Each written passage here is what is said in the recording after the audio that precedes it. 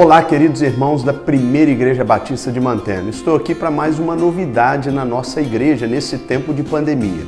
Você bem sabe, infelizmente nós não estamos podendo realizar a nossa escola bíblica dominical nos moldes que usamos normalmente em nossa igreja. Eu tenho orientado que cada família reúna-se em torno da palavra de Deus e estude a lição daquela semana. Mas eu resolvi, para facilitar esse estudo, gravar um vídeo a cada semana, dando uma aula, ainda que de forma bem resumida, sobre a lição concernente à semana determinada naquele momento. Nós vamos então estudar hoje, para o próximo domingo, dia 17 de maio, a lição de número 15, o estudo de número 15, que está na nossa revista Práticas Bíblicas, que foi cunhada pela Convenção Batista Mineira e que foi adotada pela Primeira Igreja Batista de Mantena no seu currículo da educação cristã para a Escola Bíblica Dominical. Nesta lição, página 75, nós vamos estudar sobre uma igreja sob o senhorio do Cristo ressurreto. Uma lição extraordinariamente importante.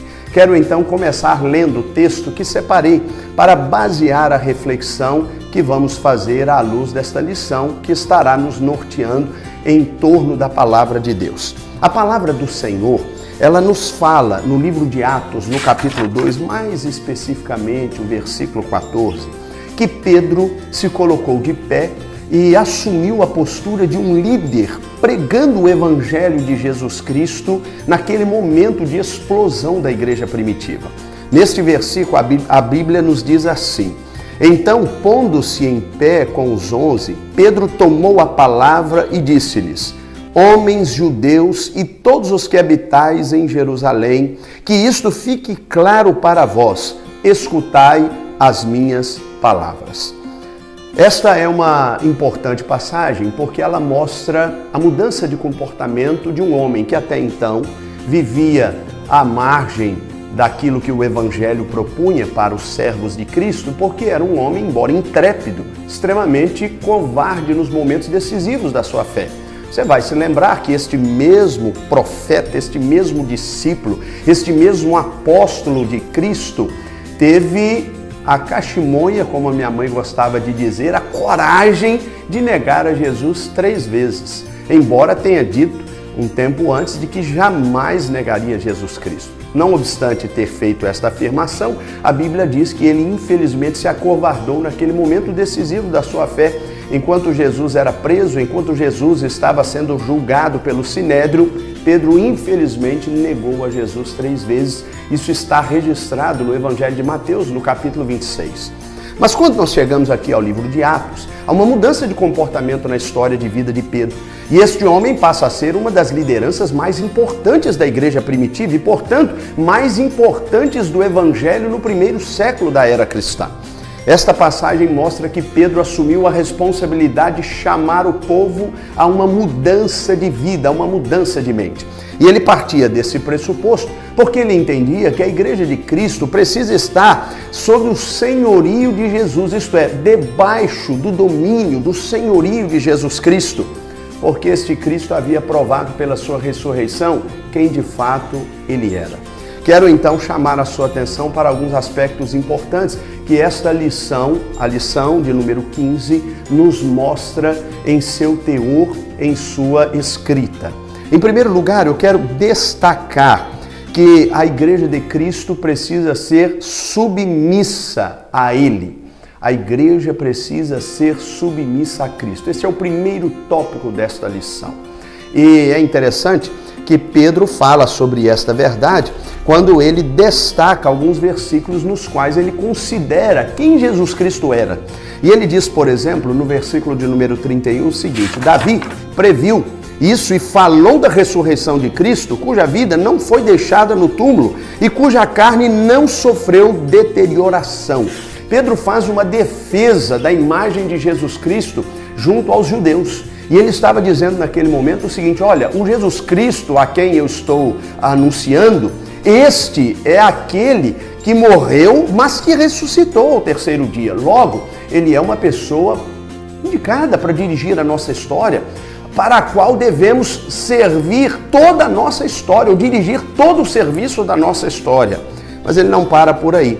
Ele ainda continua defendendo a imagem de Jesus no versículo de número 32. Ele diz: foi a este Jesus que Deus ressuscitou e todos somos testemunhas disso. Ele chama este povo à razão, mostrando que Jesus Cristo era de fato o enviado de Deus. Agora, ele mostra a importância, já que Jesus é o Filho de Deus, o próprio Deus encarnado e que havia ressuscitado e que já havia ascendido aos céus, isto é, já havia subido aos céus, ele mostra que esta igreja precisaria se submeter ao senhorio de Jesus Cristo. Algumas observações importantes que este tópico nos ensina.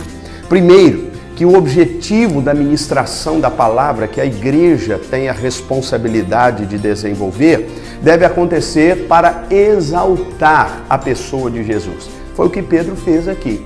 Nós, como servos de Jesus Cristo, aqui no ano de 2020, independentemente dessa pandemia, nós temos uma tremenda responsabilidade, irmãos.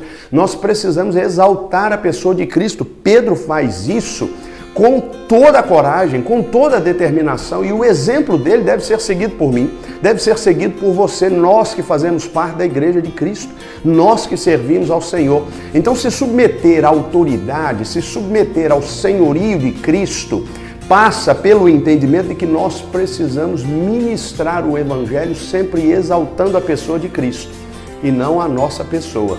Não é a igreja, não é a bandeira denominacional que a igreja tem, não é o líder eclesiástico que a igreja tem. Nós precisamos sempre dirigir a nossa pregação para a pessoa de Cristo. Gosto de uma expressão que aprendi no seminário, que embora não esteja sendo usada na lição, está em perfeita conformidade com o que está propondo o autor desta lição. Nossa mensagem enquanto igreja de Cristo, irmãos, neste tempo precisa ser cristocêntrica, isto é, ela precisa girar em torno da pessoa de Jesus Cristo. Infelizmente, nós temos percebido que muitas igrejas estão perdendo esse foco. É a liderança eclesiástica quem tem assumido essa prerrogativa, quando na verdade nós deveríamos nos esconder atrás da cruz de Cristo. É Jesus quem deve ser lembrado, é Jesus quem deve ser respeitado, é Ele quem deve ser exaltado na vida e na experiência religiosa que a igreja desenvolve. Mas não somente isso, esse tópico ainda suscita um entendimento importante, o de que nós precisamos, como submissos à autoridade de Cristo, confrontar o pecado. A Bíblia diz que o pecado não deve ser uma prática constante em nossa existência. Evidentemente, eu saiba que nós somos, infelizmente, pecadores, é bom que eu registre, e você sabe disso também, que como servos do Deus Altíssimo, nós passamos a um outro patamar, a uma outra condição. Nós passamos a ser servos de Cristo, pecadores, porém redimidos pelo sangue de Jesus Cristo. Então Pedro começa a chamar a atenção deste povo para o arrependimento. É impressionante como ele destaca isso com veemência. A Bíblia diz a partir do versículo 37 o seguinte: ao ouvirem isso, as pessoas que lá estavam ficaram com o coração pesaroso e perguntaram a Pedro e aos demais apóstolos: irmãos, que faremos? A resposta de Pedro no versículo de número 38 é categórica: arrependei-vos e cada um de vós seja batizado em nome de Jesus Cristo para o perdão de vossos pecados, e então recebereis o dom do Espírito. Ele não passou a mão na cabeça daqueles que erravam. Evidentemente, nós precisamos entender que tudo isso precisa ser feito com amor. A Bíblia nos orienta a isso de várias formas. Mas é bom que eu e você saibamos que o pecado não pode ser admitido em nosso caráter, porque nós somos crentes em Jesus Cristo. Então nós precisamos anunciar que o Evangelho de Jesus Cristo passa pela santidade, isto é, pela separação do mundo. Se alguém está em Cristo, é nova criatura. Não pode mais viver no pecado, não pode mais viver mergulhado no pecado. A igreja até tem desenvolvido um certo nível de amor, de tolerância, mas nós precisamos entender que isso não tem nada a ver com a proposta de admitir o pecado em nosso meio. O pecado precisa ser literalmente tratado por cada crente, é uma questão de ordem pessoal, porque eu e você um dia estaremos no juízo final, e nesse juízo final seremos obrigados a, diante do Senhor, dizer quem somos e o que estamos fazendo de nossa própria existência sobre a face da terra. Então chegamos ao segundo tópico. quando ele finalmente nos desafia a esta obediência e ao arrependimento. E ele diz que esta igreja de Cristo, que está lá no início da lição, anunciado como uma igreja sob o senhorio do Cristo ressurreto, é uma igreja obediente e arrependida. Esta igreja precisa passar pela mudança de mente. Tenho ensinado em nossa igreja que o arrependimento vem, do ponto de vista etimológico, de uma expressão que indica pender para trás. É como se você estivesse seguindo uma determinada direção e, uma vez percebendo o equívoco desta direção, você fizesse uma conversão de 180 graus. E nessa conversão de 180 graus, você estaria corrigindo a sua rota, uma mudança de rumo. É assim que o autor da lição expressa o arrependimento. Eu gosto sempre de dizer pender para trás, isto é, voltar atrás. E eu e você, como servos do Deus Altíssimo, precisamos entender que o Evangelho de Jesus Cristo nos desafia a uma vida de arrependimento, de mudança de mente. Gosto da expressão usada por Paulo, quando aos Romanos, no capítulo 12, ele diz mais especificamente nos versículos 1 e 2, algo que ele apelava àquela igreja. Ele diz: rogo-vos, pois, irmãos, pelas misericórdias de Deus, que apresenteis o vosso corpo por sacrifício vivo, santo e agradável a Deus, que é o vosso culto racional. E então ele chega no versículo 2, no ápice da sua consideração. Ele diz: e não vos conformeis com este mundo, mas transformai-vos pela renovação do vosso entendimento, da vossa mente, para que experimenteis qual seja a boa, perfeita e agradável vontade de Deus. Eu e você precisamos ter esse entendimento. O arrependimento, ele passa pela mudança de mente, a maneira de enxergar a vida de uma outra forma. E então, nós, na medida que o vivemos, isto é, na medida que nos convertemos ao Evangelho de Jesus Cristo, estamos prontos a obedecer e a viver essa dimensão do arrependimento. E é por isso que ele destaca a importância, nesse versículo de número 38, do arrependimento seguido do batismo. Ora, somos crentes maduros o suficiente para entender que o batismo não salva ninguém. Nós sabemos disso. A palavra grega baptizo, que é a palavra usada na Bíblia, significa submergir, isto é, mergulhar, estar totalmente mergulhado na água. Quando nós pensamos no batismo, nós pensamos em morrer para o mundo e nascer para uma nova história em Cristo Jesus. O batismo não tem a propriedade de me salvar, mas ele tem a propriedade de publicar aquilo que eu creio.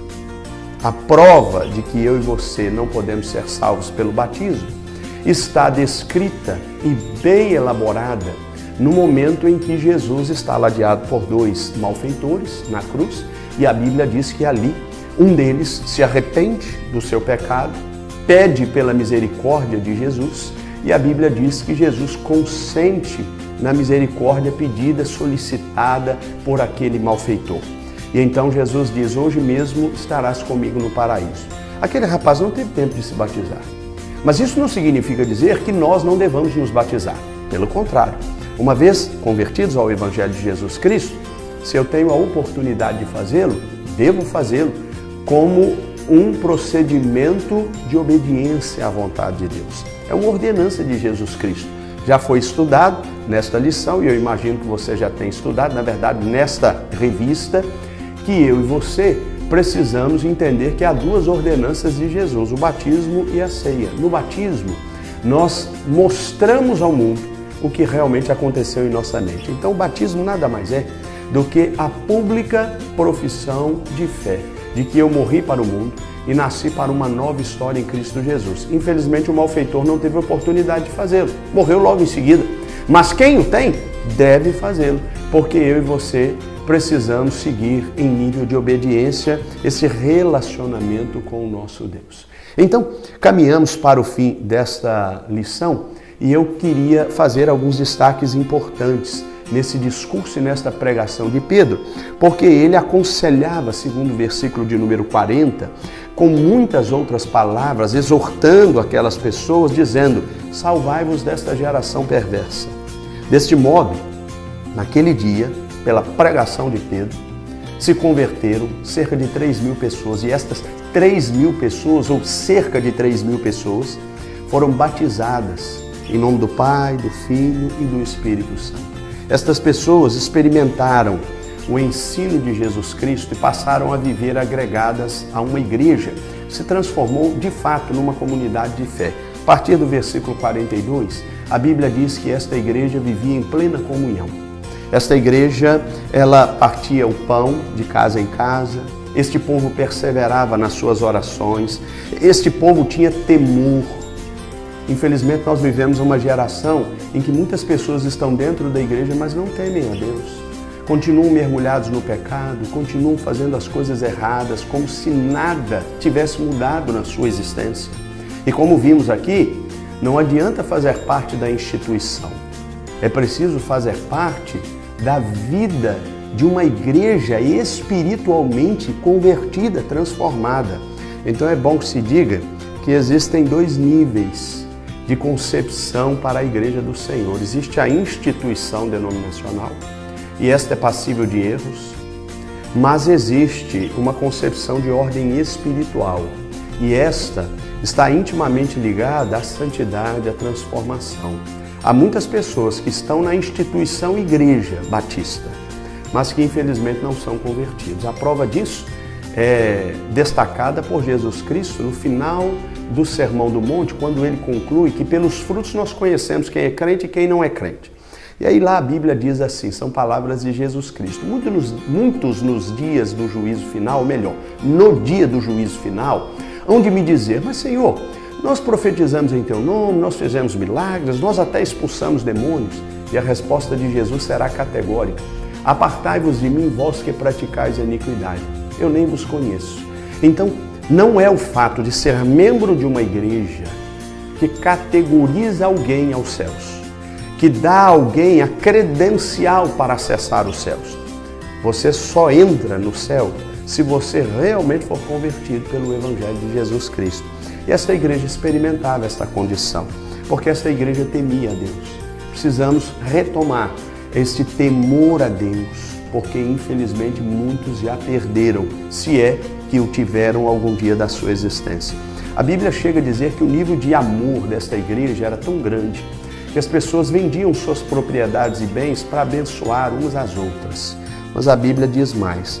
A Bíblia diz que esta igreja vivia louvando e adorando a Deus. E enquanto o fazia, esta igreja ganhava a simpatia de todo o povo. Uma igreja que vive debaixo do senhorio de Jesus Cristo, irmãos, é uma igreja que ganha a simpatia das pessoas. É uma igreja que ganha a simpatia da cidade. E quando digo isso, não estou falando que necessariamente a cidade vá apoiar esta igreja. Mas isso significa dizer que a cidade vai respeitar esta igreja e vai tê-la, vai tomá-la como referência para a sua existência. Meu desejo, a minha oração é que a nossa igreja seja assim. Uma igreja que ande e viva debaixo do senhorio de Jesus Cristo, em palavras, ações e atitudes. Este foi o estudo de número 15 da nossa revista da Escola Bíblica Dominical para o próximo domingo, o dia 17 de maio. Aproveite, estude com a sua família e tome a decisão de ser a Igreja de Jesus nesse tempo. Posso fazer uma oração com você? Vamos orar? Senhor, eu quero te louvar por esse momento, pelo estudo da Tua Palavra, riquíssimo, diga-se de passagem. E quero pedir que o Senhor nos ajude a ter um nome respeitável nesta cidade. Que o Senhor ajude cada crente que estuda a palavra comigo nesta hora a tomar a decisão de viver dentro de casa e fora dela o senhorio de Jesus Cristo em sua existência. Que nós possamos viver segundo os Teus propósitos, que sejamos submissos tão somente à autoridade de Cristo e que, para tanto, obedeçamos a Tua Palavra e nos arrependamos dos nossos maus caminhos. É assim que viveremos o propósito do Senhor. Eu oro confiado no Senhor, em nome de Jesus. Amém. Se Deus quiser, na próxima semana teremos o estudo de número 16. Que Deus abençoe a sua vida.